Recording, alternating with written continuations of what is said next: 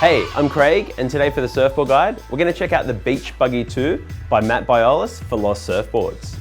So the Beach Buggy 2 that I've been riding is the stock 511, and it comes in at 511 by 19.13 by 2.44 and is exactly 29.7 litres.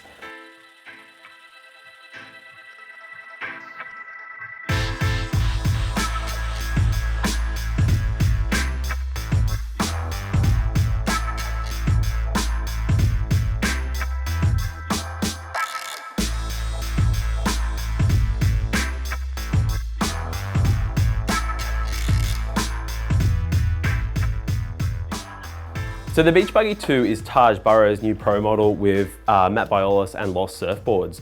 So a few years ago, Taj had a model called the Beach Buggy. It came out about 5 or so years ago. And in the Beach Buggy, I had the stock 511 in that well, and I think that was about 27 litres, and this is 29.7. So it gives you a bit of idea how the board's kind of beefed up with a bit more volume, which is great for an average surfer like myself. I think the changes with the Beach Buggy 2, it has, I think I say, a central rocker, and it just has a gentle nose lift, and it has Taj's, it's kind of his signature, is a very generous tail rocker. There is a lot more foam under the chest, which makes paddling a lot easier, and it also has a very kind of generous and fuller rail than previous Taj models, and also than the previous Beach Buggy. Flipping over the Beach Buggy 2, it has a single concave, which feels like it's actually quite deep, just in front of the fins there. And it goes through the board, and it has a double. It feels like just through the fins and just through to the tail there. So I've been surfing the Beach Buggy 2 for a while now. This is actually my second Beach Buggy 2. Been a massive fan of it, and I've been surfing in everything from kind of knee to waist high, so around 2 foot, pretty sloppy and average beach break conditions. And I've actually also had it in kind of some 5 to 6 foot pretty pumping waves. So recently I was able to go on a little trip with my family down the south coast, and I could unfortunately only pack one board. I just got this. I was pretty frothing to surf it a bit, so I took it down, and the forecast was kind of a bit of everything.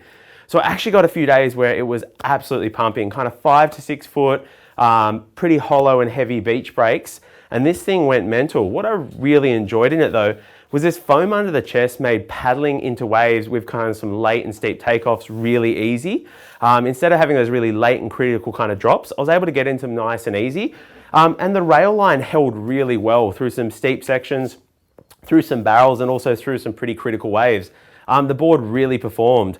I also had some really average conditions, and just to stay out where I normally would have gone to probably like a grovelly little, a quad or something, this still surfed really well. Again, that foam under the chest and under your front foot feels really nice, and it keeps the board moving.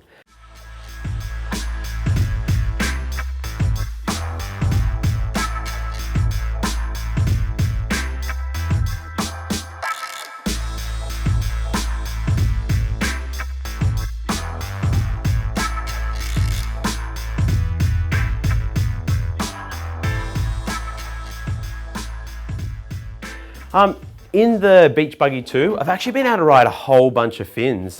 When I got the board, I tried the AM2, which is the large Almeric template. And that felt really good. It's a fin I try on everything, and it gives me a bit of a basis because I know that fin so well, how a board's gonna go. I then went over to the large John Florence Tech Flex, and that felt really good too.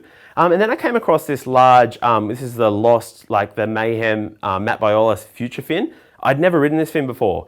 It's a more upright fin than those previous fins that I spoke about, and I actually really enjoyed this. It has a nice kind of gentle flex through the tip, and it felt really good with the Beach Buggy 2, and it was really cool to check out a fin that I'd never ridden before. If you're thinking of ordering one, I think the volume is spot on. There's a really nice distribution of foam, and I think when ordering one or looking at a board, stick to your preferred volumes, and I think you'll be really happy with the Beach Buggy 2. You don't need to go up or down. If there's a number you're confident with, I think go to that. Overall, I think the Beach Buggy 2 is for almost anyone. If you're a beginner surfer who wants to get off a really kind of forgiving fish or a beginner kind of board, and you want something with a performance shortboard shape, the gentle distribution of foam and just the easy nature of surfing this board is probably really good for a beginner surfer. If you're an intermediate to an advanced surfer who can ride in almost any conditions, I think this one board would probably cover 90% or more conditions that I surf, and probably most people surf. This is your board.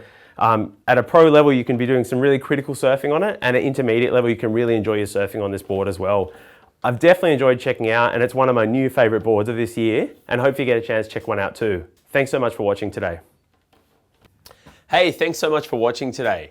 If you like what you saw, it'd be greatly appreciated if you could hit like. If you want to see more of what we're doing, it'd be greatly appreciated if you could subscribe. Beyond what we're doing here on YouTube, we also have an Instagram account which we're keeping pretty active with. You'll find it on Instagram at the Surfboard Guide, and on there we'll be posting stuff about boards we have, immediate stuff about our experiences with them. You'll also have a chance to maybe connect with other people that have an experience with board that you may be interested in. Thanks so much for watching.